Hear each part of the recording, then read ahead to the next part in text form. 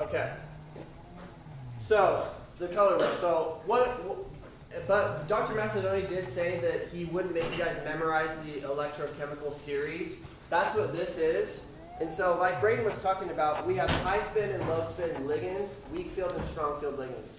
So on the left side are my weak field ligands, which are high or low spin.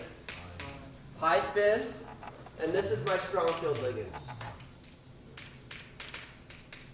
And this becomes important because this is going to tell us, depending on which ligand is used, it's going to tell us how big our energy gap is, right?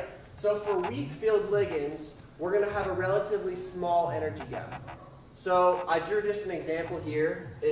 This would be an octahedral complex with say like COI6, right? It's a weak field ligand, and so it's going to have a really small energy gap. So the thing to know here is, what type of light is this going to absorb? High energy light or low energy light? Low energy light. Each like gap between d orbitals is going to have a specific energy, and only a certain color of light can match that energy perfectly and promote an electron up, like Braden was talking about. So with my strong field ligands, I have a big energy gap, so these are going to absorb higher energy light. So for example, if I had CrCN6, which color of light is most likely reflected or shown in a solution of this? Yellow, right? And let's talk about the conceptual understanding of that. First of all, I see CN6. And on my series here, I see that's a very strong field ligand, so that's going to have a big energy gap. If it has a big energy gap, it's going to absorb high energy light. So that's going to most likely be my violets. Violet is the highest energy light, which also has the shortest wavelength. Know those two relationships.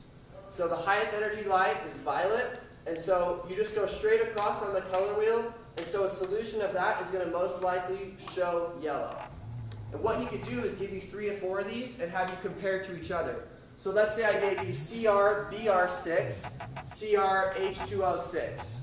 And then he could give you different energy levels of light. And then you'd have to know, like, relative to each other, which one is going to be most likely blue, which one's going to be orange. So just understand how the color wheel works and know that absorption is for so each d orbital has a specific absorption level. It will absorb that light and reflect the sum of the remaining colors.